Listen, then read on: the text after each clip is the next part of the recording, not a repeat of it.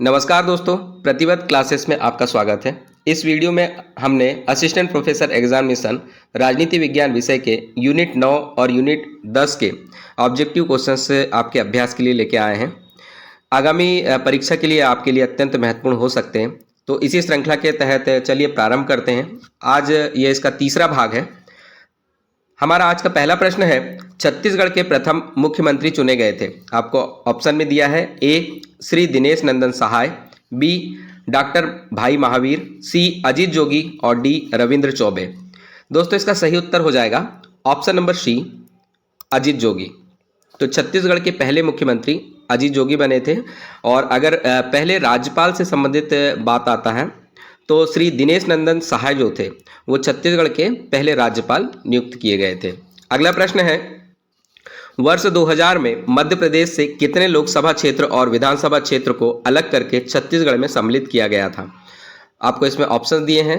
Option A है 11 लोकसभा तथा 90 विधानसभा क्षेत्र, बी है 29 लोकसभा तथा 100 विधानसभा क्षेत्र, सी है 29 लोकसभा तथा 230 विधानसभा क्षेत्र और डी है 10 लोकसभा तथा 110 विधानसभा क्षेत्र। आपको इसमें बताना है वर्ष 2000 में मध्य प्रदेश से कितने लोकसभा क्षेत्र और विधानसभा क्षेत्र को अलग करके छत्तीसगढ़ में सम्मिलित किया गया था। मतलब जब छत्तीसगढ़ बना था उस समय पे छत्तीसगढ़ के पास में कितने लोकसभा क्षेत्र और विधानसभा क्षेत्र गए थे।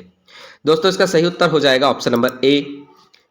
उस समय पे छत्तीसगढ़ को 11 लोकसभा क्षेत्र तथा 90 विधानसभा क्षेत्र दिए गए थे। अगला प्रश्न है, भूभाग की दृष्टि से मध्य प्रदेश का देश में कौन सा स्थान है। मतलब भौगोलिक दृष्टि से आपको बताना है कि मध्य प्रदेश जो है वो देश में कौन से स्थान पर है। ऑप्शन ए प्रथम, बी द्वितीय, सी तृतीय और डी चतुर्थ। तो दोस्तों इसका सही उत्तर हो जाएगा ऑप्शन नंबर बी द्वितीय स्थान पर। सन 2000 से पहले जब छत्तीसगढ़ अलग नहीं हुआ था तब भूभाग की दृष्टि से मध्य प्रदेश सबसे बड़ा राज्य था और प्रथम स्थान पे था। इस वक्त राजस्थान प्रथम स्थान पे है और द्वितीय स्थान पे मध्य प्रदेश है। अगला प्रश्न है, छत्तीसगढ़ विभाजन के पश्चात मध्य प्रदेश के संदर्भ में गलत कथन का चयन करें। ऑप्शन ए है खनिज से भरपूर क्षेत्र छत्तीसगढ़ को चला गया, बी है मध्य प्रदेश में नक्सलवाद का प्रभाव अपेक्षाकृत अत्यंत कम हो गया, सी है मध्य प्रदेश की 30% जनसंख्या छत्तीसगढ़ में जाने से राजस्व में तात्कालिक रूप से कमी आई और डी है राजनीतिक हानि के रूप में कुल 420 विधानसभा सदस्य में से 230 छत्तीसगढ़ को चले गए। तो दोस्तों इसका सही उत्तर हो जाएगा ऑप्शन नंबर डी। छत्तीसगढ़ विभाजन के पश्चात मध्य प्रदेश के संदर्भ में गलत कथन कौन सा हो जाएगा। तो ऑप्शन नंबर डी। इसमें ऑप्शन गलत दिया है दोस्तों, इसका सही उत्तर हो जाएगा ऑप्शन नंबर डी। तो पहला सही है बिल्कुल, खनिज से भरपूर क्षेत्र छत्तीसगढ़ को चला गया। मतलब खनिज क्षेत्र में जहां हम अग्रणी हुआ करते थे वहां छत्तीसगढ़ के पास काफ़ी भूभाग खनिज वाला जाने से खनिज क्षेत्र में कमी आई थी। दूसरा सही है, मध्य प्रदेश में नक्सलवाद का प्रभाव अपेक्षाकृत अत्यंत कम हो गया, बिल्कुल सही है। इसमें बस्तर और दक्षिणी छत्तीसगढ़ प्रदेश में नक्सलवाद का प्रभाव काफ़ी ज़्यादा था, यह अत्यंत कम हो गया। ऑप्शन नंबर सी में है मध्य प्रदेश की 30% जनसंख्या छत्तीसगढ़ में जाने से राजस्व में तात्कालिक रूप से कमी आई थी, तो ये भी बिल्कुल सही है। जनसंख्या जो 30% अगर चलेगी तो राजस्व बिल्कुल कम हो गया। ऑप्शन नंबर डी गलत है, राजनीतिक रूप से कुल 420 विधानसभा सदस्य में से 230 छत्तीसगढ़ को चले गए। तो आपको बताना चाहेंगे राजनीतिक हानि के रूप में हमारे पास में विभाजन से पूर्व 320 कुल क्षेत्र विधानसभा क्षेत्र थे, उसमें से जो 230 मध्य प्रदेश के पास रह गए थे और 90 विधानसभा क्षेत्र जो थे छत्तीसगढ़ के पास चले गए थे। तो इसमें डी नंबर का ऑप्शन जो है वो गलत होगा। अगला प्रश्न है, मध्य प्रदेश प्रशासनिक इकाई पुनर्गठन आयोग गठित किए जाने की स्वीकृति कब प्रदान की गई। आपको ऑप्शन दिया है ए जनवरी 2000, बी फरवरी 2008, सी जनवरी 2018 और डी फरवरी 2024। दोस्तों सही उत्तर ऑप्शन नंबर डी हो जाएगा, फरवरी 2024। यानी मध्य प्रदेश प्रशासनिक इकाई पुनर्गठन आयोग को गठित किए जाने की स्वीकृति फरवरी 2024 में दी गई थी तथा इसकी अधिसूचना राजस्व विभाग द्वारा 12 मार्च 2024 को जारी की गई थी। मतलब ये करेंट का प्रश्न हो गया। मध्य प्रदेश की प्रशासनिक इकाई पुनर्गठन आयोग की जो अधिसूचना है राजस्व विभाग द्वारा 12 मार्च 2024 को जारी की गई है और फरवरी 2024 में मध्य प्रदेश प्रशासनिक इकाई पुनर्गठन आयोग को गठित किए जाने की स्वीकृति प्रदान की गई है। अगला प्रश्न है, मध्य प्रदेश प्रशासनिक इकाई पुनर्गठन आयोग के कार्यों में शामिल नहीं है।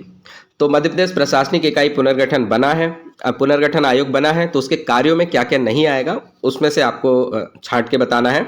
ऑप्शन ए है, भविष्य में नवीन प्रशासनिक इकाइयों के पुनर्गठन हेतु मार्गदर्शी सिद्धांतों के संदर्भ में अनुशंसाएं करना। बी है, प्रशासनिक इकाइयों की दक्षता बढ़ाने हेतु अनुशंसाएं करना। सी है, प्रशासनिक इकाइयों की पद संरचना एवं उनके आकार तथा कार्य के अनुपात में पदों और इकाइयों की पदीय संरचना के युक्तिकरण की अनुशंसाएं करना। और ऑप्शन डी है, शासन की योजनाएं और उनके खर्च संबंधी अनुशंसाएं करना।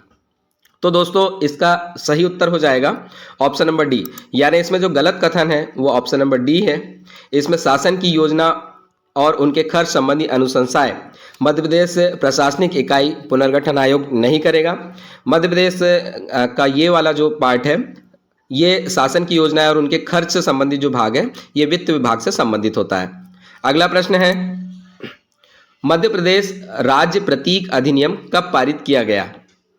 तो आपको बताना है मध्य प्रदेश में राज्य प्रतीक अधिनियम पारित किया गया था, उसकी डेट बताएंगे। ऑप्शन ए है 1 नवंबर 1981, बी है 1 नवंबर 1980, सी है 1 नवंबर 1970 और डी है 1 नवंबर 1956। दोस्तों सही उत्तर इसका हो जाएगा ऑप्शन नंबर ए, 1 नवंबर 1981। 1 नवंबर 1981 पर मध्य प्रदेश राज्य प्रतीक अधिनियम पारित किया गया था और बहुत सारे राज्यों के प्रतीकों को इस समय पे लॉन्च किया गया था। अगला प्रश्न देखेंगे, मध्य प्रदेश राज्य प्रतीक अधिनियम के तहत अपनी रजत जयंती के अवसर पर प्रतीक स्थापित किए गए, इनमें से कौन सा इसमें शामिल नहीं था? तो हमने अभी देखा इससे पहले वाले प्रश्न में 1 नवंबर 1981 को प्रतीक अधिनियम पारित किया गया था, उस समय कुछ प्रतीकों को बनाया गया था। तो राज्य प्रतीक में उसी समय यानी 1981 में जो प्रतीक नहीं बना था वो आपको बताना है। ऑप्शन ए है सफ़ेद लिली यानी हमारा राज्य फूल था। ऑप्शन बी है ब्रेडरी बारहसिंगा राज्य पशु, महासीर मछली राज्य मछली और डी राज्य जलीय जीव, ठीक है। और ऑप्शन नंबर डी है दूधराज या साहे बुलबुल, तो ये राज्य का पक्षी। तो दोस्तों इसका सही उत्तर हो जाएगा ऑप्शन नंबर सी, महासीर मछली उस समय पे राज्य जलीय जीव के रूप में प्रतीक के रूप में नहीं ली गई थी, बल्कि सफ़ेद लिली, ब्रेडरी बारहसिंगा और दूधराज या साहे बुलबुल जो पक्षी है ये 1981 में स्थापित किए गए थे। महासीर की बात करें तो महासीर 2011 में इसे राज्य का जलीय जीव के रूप में चुना गया था या प्रतीक के रूप में लिया गया था। और 2013 की बात करें तो मलखम नामक एक जो खेल होता है जो रस्सी और डंडे के ऊपर और एक लकड़ी के स्तंभ के ऊपर खेला जाता है, उसे 2013 में राज्य खेल के रूप में चुना गया था। अगला प्रश्न देखेंगे, मध्य प्रदेश का राजकीय गान कब घोषित किया गया? ऑप्शन ए 2010, बी 2011, सी 2012 और डी 2014। इसका सही उत्तर हो जाएगा option number A, Madhya Pradesh का राजकीय गान 2010 में घोषित किया गया था। तो 2010 में आप सभी जानते हैं मध्य प्रदेश का जो राजकीय गान है वो है सुख का दाता सबका साथी शुभ का यह संदेश है। तो यह जो गाना है 2010 में एक पत्रकार थे, वरिष्ठ पत्रकार महेश श्रीवास्तव, इनके द्वारा लिखा गया था और इसी गाने को राजकीय गान के रूप में घोषित किया गया था। अगला प्रश्न है, मध्य प्रदेश का राजकीय खेल कौन सा है? ऑप्शन ए खो खो, बी मलखम, सी क्रिकेट और डी हॉकी। इसका सही उत्तर हो जाएगा option number B mallakhamb. Madhya Pradesh का राजकीय खेल के रूप में मलखम को चुना गया था और इससे पहले भी हमने बात कर चुके हैं 2013 में मलखम को राजकीय खेल के रूप में प्रतीक के रूप में लिया गया है। अगला प्रश्न है, मध्य प्रदेश के राजकीय वृक्ष का वैज्ञानिक नाम क्या है? इसमें है ऑप्शन ए टोर प्यूटीटोरा, बी है लिलियम कैंडिडम, सी है फाइकस बेंगलेसिस और डी है रूसरवस ड्यूआसेली। तो दोस्तों इसका सही उत्तर हो जाएगा ऑप्शन नंबर सी फाइकस बेंगलेसिस। तो फाइकस बेंगलेसिस राजकीय वृक्ष जो हमारा चुना गया था, जिसे हम वट वृक्ष भी बोलते हैं या बरगद का पेड़ भी बोलते हैं, तो उसका वैज्ञानिक नाम है। यहाँ पे अगर बात करें ट्योर प्यूटीटोरा, तो टोर प्यूटीटोरा महासीर जो हमारा जलीय जीव मछली है उसका वैज्ञानिक नाम है। लिलियम कैंडिडम की अगर बात करें तो ये सफ़ेद लिली जो हमारा राजकीय पुष्प है उसकी बात है, उसका वैज्ञानिक नाम है। और रूसरवस डियोसेली जो है ये जो बैडरी प्रजाति का बारहसिंगा हमारा राजकीय पशु है उसका वैज्ञानिक नाम है। फाइकस बेंगलेसिस आप याद रखेंगे, ये बरगद या वट वृक्ष जो हमारा राजकीय वृक्ष है उसका वैज्ञानिक नाम होगा। अगला प्रश्न है, राजनीति की नर्सरी नाम से किसे संबोधित किया जाता है? तो राजनीति की नर्सरी किसे कहा जाता है बताना है आपको। ऑप्शन ए, राजनीति विषय से संबंधित शोध केंद्र को। बी, पंचायत एवं शहरी नगर निकायों को। सी, जिलों में बने ट्रेनिंग सेंटर को। और डी है नगर एवं पंचायत विकास निगम को। दोस्तों इसका सही उत्तर हो जाएगा ऑप्शन नंबर बी, पंचायत एवं शहरी नगर निकाय जो होते हैं इनकी की नर्सरी के नाम से बुलाया जाता है। ये इसे अन्य नाम में हम स्थानीय स्वशासन के नाम से भी बुलाते हैं। तो पंचायत एवं शहरी नगरीय निकाय जो होते हैं वो राजनीति की नर्सरी होती है। यहाँ पे जो ग्राउंड लेवल पे होते हैं डायरेक्ट यहाँ इनसे लोग जुड़े रहते हैं और राजनीति में इन्वॉल्व होते हैं। अगला प्रश्न देखेंगे, भारतीय राजनीतिक व्यवस्था परंपरागत मूल्य एवं नवीन अपेक्षाओं के संघर्ष से जूझ रही है। स्वतंत्रता प्राप्ति के बाद से ही देश का नेतृत्व इस समस्या से ग्रस्त रहा है। उपरोक्त कथन किसका है? तो पुनः मैं कथन पढ़ देता हूं। भारतीय राजनीतिक व्यवस्था परंपरागत मूल्य एवं नवीन अपेक्षाओं के संघर्ष से जूझ रही है। स्वतंत्रता प्राप्ति के बाद से ही देश का नेतृत्व इस समस्या से ग्रस्त रहा है। यह कथन किसका है बताना है। Option A, V D. Savarkar. B, Ram Manohar Lohia. C, Rajni Kothari. और डी, पंडित दीनदयाल उपाध्याय। तो दोस्तों इसका सही उत्तर ऑप्शन नंबर सी हो जाएगा, रजनी कोठारी। तो जो उपरोक्त कथन दिया है ये रजनी कोठारी से संबंधित है। अगला प्रश्न है, कब के आम चुनाव के बाद केंद्र व राज्यों में गठबंधन की राजनीति की विचारधारा का उदय दिखाई देता है? आपको बताना है कि किस समय के आम चुनाव के बाद में राज्य और केंद्रों में गठबंधन की राजनीति की विचारधारा का उदय दिखाई देता है। ऑप्शन ए 1952, बी 1957, सी 1962 और डी 1967। दोस्तों इसका सही उत्तर हो जाएगा ऑप्शन नंबर डी, 1967 के आम चुनाव के बाद में गठबंधन की परिघटना दिखाई देती है, क्योंकि 1967 का जो आम चुनाव हुआ था उस दौरान किसी भी पार्टी को पूर्ण बहुमत नहीं मिला था। तो जो सरकार बनाई गई थी वो गठबंधन के द्वारा बनाई गई थी और इसी के बाद से 1967 के बाद से प्रायः पूर्ण बहुमत बहुत कम ही दिखाई दिया है। और 1967 के बाद से ही गठबंधन शब्द आया है। गठबंधन शब्द नहीं कह सकते, उसे गठबंधन के द्वारा सरकार बनाई जाने लगी है। तो चाहे राज्य हो चाहे केंद्र हो वहाँ पे इस तरह की विचारधारा सामने आई थी। और अगला प्रश्न हम देखेंगे, किस अनुच्छेद के अनुसार संसद को राष्ट्रीय हित में राज्य सूची के किसी विषय पर विधि बनाने की शक्ति प्राप्त है? ऑप्शन ए अनुच्छेद 248, बी अनुच्छेद 249, सी अनुच्छेद 256 और डी अनुच्छेद 263। दोस्तों इसका सही उत्तर हो जाएगा ऑप्शन नंबर बी, अनुच्छेद 249। अनुच्छेद 249 के अनुसार संसद को राष्ट्रीय हित में राज्य सूची के किसी विषय पर विधायी या विधि बनाने का शक्ति प्राप्त है। अगला प्रश्न है, संविधान की 7वीं अनुसूची का संबंध नहीं है। ऑप्शन ए केंद्र सूची, बी राज्य सूची, सी समवर्ती सूची और डी अवशिष्ट शक्तियां। दोस्तों इसका सही उत्तर हो जाएगा 7वीं अनुसूची का संबंध अवशिष्ट शक्तियों से नहीं है, इसलिए ये गलत है। तो 7वीं अनुसूची में केंद्र सूची के विषय हैं, राज्य सूची के विषय हैं और समवर्ती सूची के विषय समाहित हैं। अगला प्रश्न है, कब के आम चुनाव में पहली बार दल बदल की राजनीति देखी गई थी? Option A 1952, option B 1957, option C 1962 और ऑप्शन डी 1967। दोस्तों इसका सही उत्तर ऑप्शन नंबर डी होगा, 1967। 1967 के आम चुनाव में पहली बार दल बदल की राजनीति देखी गई थी। इससे पहले भी हमने पढ़ा है कि 1967 का जो आम चुनाव हुआ था उसमें गठबंधन की राजनीति भी देखी गई थी। तो गठबंधन और दल बदल ये दोनों विचारधाराओं का उद्भव भारत के अंदर 1967 के आम चुनाव के बाद हुआ था। अगला प्रश्न देखेंगे, अनुच्छेद 248 के अनुसार अवशिष्ट विधायी शक्तियां किसे प्राप्त हैं? ऑप्शन ए केंद्र को, बी राज्य को, सी राष्ट्रपति को और डी स्थानीय स्वशासन को। इसका सही उत्तर हो जाएगा ऑप्शन नंबर ए केंद्र को। अनुच्छेद 248 के अनुसार अवशिष्ट विधायी शक्तियां केंद्र को प्राप्त हैं। और इससे पहले हमने क्वेश्चन पढ़ा है अनुच्छेद 249 के अनुसार केंद्र को राज्य सूची के विषय में जो राष्ट्रीय हित में राष्ट्रीय हित में कोई विषय होता है, अगर वो राज्य सूची में है तो उसमें विधान बनाने की या विधायी बनाने की शक्ति प्राप्त है। अगला प्रश्न देखेंगे,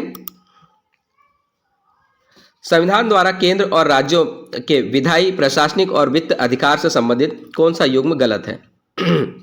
तो संविधान द्वारा केंद्र और राज्यों के विधायी अधिकार, प्रशासनिक अधिकार और वित्त अधिकार से संबंधित गलत युग्म छांटना है। विधायी अधिकार आर्टिकल 245 से 255, प्रशासनिक अधिकार आर्टिकल 256 से 263, वित्त अधिकार आर्टिकल 264 से 293 और वित्त अधिकार आर्टिकल 264 से 298। दोस्तों इसका सही उत्तर हो जाएगा ऑप्शन नंबर डी, यानी गलत उत्तर इसमें है वित्त अधिकार आर्टिकल 264 से 298, ये बिल्कुल गलत है।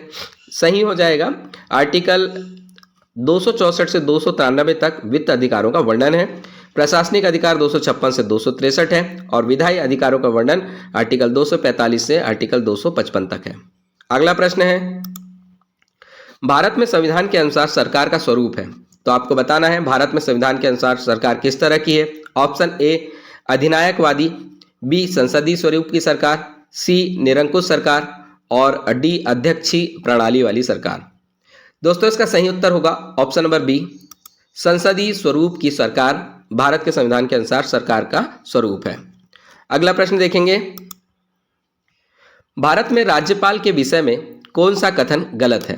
तो इसमें राज्यपाल के विषय में गलत कथन छांटना है। ऑप्शन ए है राज्यपाल राज्य का संवैधानिक प्रधान होता है, बी राज्यपाल राज्य में कार्यकारी प्रधान होता है, सी प्रमुख शक्तियां राष्ट्रपति द्वारा राज्यपाल को सौंप दी जाती है और डी है राज्यपाल की सरकारी भूमिका राज्य की राजनीति को प्रभावित करते रहती है। दोस्तों सही उत्तर ऑप्शन नंबर सी हो जाएगा। ऑप्शन नंबर सी में है प्रमुख शक्तियां राष्ट्रपति द्वारा राज्यपाल को सौंप दी जाती हैं, ये इसमें बिल्कुल गलत है। बाकी राज्यपाल के विषय में ये बिल्कुल सही है कि राज्यपाल राज्य का संवैधानिक प्रधान होता है, साथ ही कार्यकारी प्रधान भी होता है जो मंत्रिमंडल और मुख्यमंत्री और उसके मंत्रिमंडल के द्वारा राज्य के समस्त कार्य करवाता है। और ऑप्शन नंबर डी राज्यपाल की सरकारी भूमिका राज्य की राजनीति को प्रभावित करते रहती है, ये भी बिल्कुल सही है। अगला प्रश्न देखेंगे, यहाँ पे एक चीज और है, ये प्रमुख शक्तियां राष्ट्रपति द्वारा राज्यपाल को सौंप दी जाती है, बिल्कुल गलत है।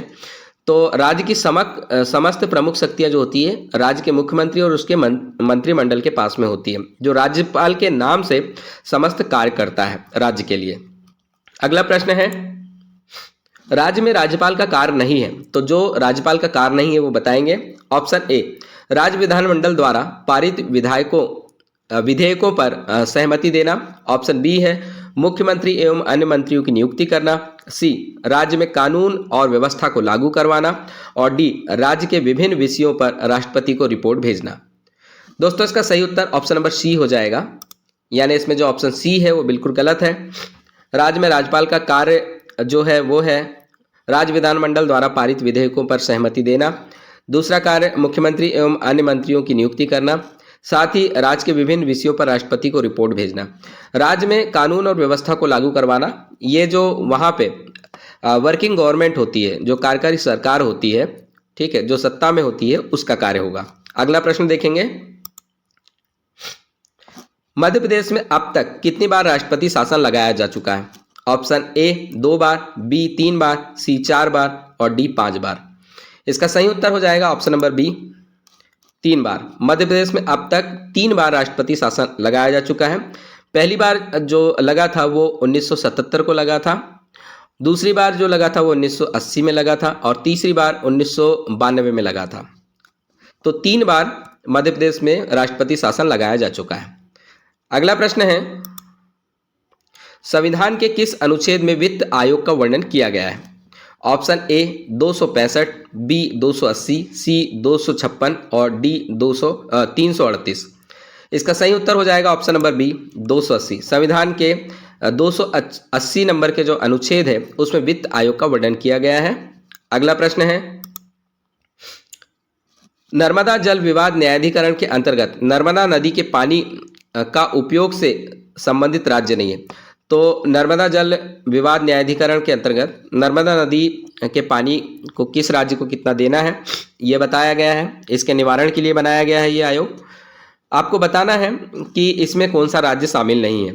Option A Gujarat, B Rajasthan, C Maharashtra और डी छत्तीसगढ़। इसका सही उत्तर हो जाएगा option number D, Chhattisgarh Narmada जल विवाद से संबंधित नहीं है। इसमें 4 राज्य शामिल हैं, गुजरात, राजस्थान, महाराष्ट्र और चौथा राज्य है मध्य प्रदेश। अगला प्रश्न है, मध्य प्रदेश में पहली बार राष्ट्रपति शासन कब लगा? Option A 1977, option number B है 1980, ऑप्शन नंबर सी है 1992 और ऑप्शन नंबर डी है 1998। तो दोस्तों इसका सही उत्तर हो जाएगा ऑप्शन नंबर ए 1977। इससे पहले भी हमने जिक्र कर चुके हैं। पहली बार जो राष्ट्रपति शासन लगा था वो 4 माह के लिए लगा था, 29 अप्रैल 1977 से 25 जून 1977 तक था। दूसरी बार राष्ट्रपति शासन 18 फरवरी 1980 से 8 जून 1980 तक लगा था। और तीसरी बार जो राष्ट्रपति शासन लगा था वो 16 दिसंबर 1992 से 6 दिसंबर 1992 से लेकर के 6 दिसंबर 1992 से लेकर के 16 दिसंबर 1992 से लेकर के 6 दिसंबर 1993 तक राष्ट्रपति शासन लगा था। तो इस प्रकार से 3 बार राष्ट्रपति शासन लग चुका है। अगला प्रश्न हम देखेंगे, मध्य प्रदेश के आपातकाल संबंधी समय में कौन सा कथन गलत है? तो आपातकाल जब लगाया गया था उसके संबंध में कौन सा कथन गलत है आपको बताना है। प्रथम राष्ट्रपति शासन 29 अप्रैल 1977 से 25 जून 1977 तक था। दूसरी बार 1980 से 8 जून 1980 तक था। तीसरी बार राष्ट्रपति शासन 1 जनवरी 1992 से 6 दिसंबर 1995 तक था। दोस्तों इसका और चौथा ऑप्शन दिया है इसमें, तीसरी बार राष्ट्रपति शासन के समय मोहम्मद शफी कुरैशी मध्य प्रदेश के राज्यपाल थे। तो इसमें आपको बताना है कि आपातकाल के संबंध में ये समस्त कथन दिए हैं, इसमें कौन सा गलत है। इसका सही उत्तर हो जाएगा ऑप्शन नंबर सी, यानी सी नंबर का जो कथन है वो बिल्कुल गलत है। इसमें दिया है तीसरी बार राष्ट्रपति शासन 1 जनवरी 1992 से 6 दिसंबर 1995 तक था, ये बिल्कुल गलत है। इसका सही उत्तर हो जाएगा 16 दिसंबर 1992 से लेकर के 6 दिसंबर 1993 तक तीसरी बार राष्ट्रपति शासन लगाया गया था। और तीसरी बार राष्ट्रपति शासन के समय मध्य प्रदेश में मोहम्मद शफी कुरैशी मध्य प्रदेश के राज्यपाल थे। प्रथम राष्ट्रपति शासन के विषय में बिल्कुल सही है, 29 अप्रैल 1977 से 25 जून 1977 तक। दूसरी बार राष्ट्रपति शासन का भी कार्यकाल बिल्कुल सही, जो समय है वो बिल्कुल सही है, 18 फरवरी 1980 से 8 जून 1980 तक। अगला प्रश्न देखेंगे, संविधान के किस अनुच्छेद में अंतर राज्य नदियों के जल विवादों के न्याय निर्णय हेतु प्राधिकरण के गठन का प्रावधान किया गया है? तो आपको बताना है संविधान के किस अनुच्छेद में राज्यों से संबंधित नदियों या जल विवादों के लिए एक न्याय निर्णय हेतु प्राधिकरण का गठन किया जाएगा, उस अनुच्छेद का नाम बताना है। ऑप्शन ए 262, ऑप्शन बी अनुच्छेद 265, ऑप्शन सी अनुच्छेद 280 और ऑप्शन डी है अनुच्छेद 293। इसका सही उत्तर हो जाएगा ऑप्शन नंबर ए अनुच्छेद 262। तो संविधान के अनुच्छेद 262 में अंतर राज्य नदियों के जल विवादों के न्याय निर्णय हेतु प्राधिकरण के गठन का प्रावधान किया गया है। अगला प्रश्न है, नर्मदा जल विवाद न्यायाधिकरण यानी NWDT का गठन कब किया गया था? ऑप्शन ए जनवरी 1969, बी है मार्च 1969, सी है अप्रैल 1969 और डी है अक्टूबर 1969। इसका सही उत्तर हो जाएगा ऑप्शन नंबर डी, अक्टूबर 1969 को नर्मदा जल विवाद न्यायाधिकरण यानी NWDT का गठन किया गया था। इसका अगर डेट की बात करें तो 6 अक्टूबर 1969 को इसका गठन हुआ था। अगला प्रश्न देखेंगे, अंतर्राष्ट्रीय जल विवाद अधिनियम 1956 के तहत गठित नर्मदा जल विवाद न्यायाधिकरण के अध्यक्ष कौन थे? जो अंतर्राष्ट्रीय जल विवाद अधिनियम 1962 आया था, ठीक है, उसके तहत आपको बताना है कि नर्मदा जल विवाद न्यायाधिकरण के जो प्रथम जो अध्यक्ष बनाए गए थे वो कौन थे? ऑप्शन ए न्यायमूर्ति वी रामास्वामी, बी न्यायमूर्ति GP भट्ट, सी न्यायमूर्ति PV दीक्षित और डी है न्यायमूर्ति विशंभर दयाल। दोस्तों सही उत्तर हो जाएगा ऑप्शन नंबर ए, न्यायमूर्ति वी रामास्वामी जो थे वो अंतर्राज्यीय जल विवाद अधिनियम 1956 के तहत गठित नर्मदा जल विवाद न्यायाधिकरण के अध्यक्ष बनाए थे। तो दोस्तों ये आज का हमारा अंतिम अभ्यास प्रश्न था। इसी तरह के अभ्यास प्रश्नों के लिए कल पुनः हम आपसे मुलाकात करेंगे। हमारी कोशिश रहेगी आपके एग्ज़ाम से पहले ज़्यादा से ज़्यादा ये 9वीं और 10वीं यूनिट के अभ्यास प्रश्न आपको दे दिए जाएं, ताकि आप आगामी आने वाली असिस्टेंट प्रोफेसर राजनीति विज्ञान परीक्षा के लिए अपनी तैयारी को परिपूर्ण कर सकें। तब तक के लिए धन्यवाद। जय हिंद।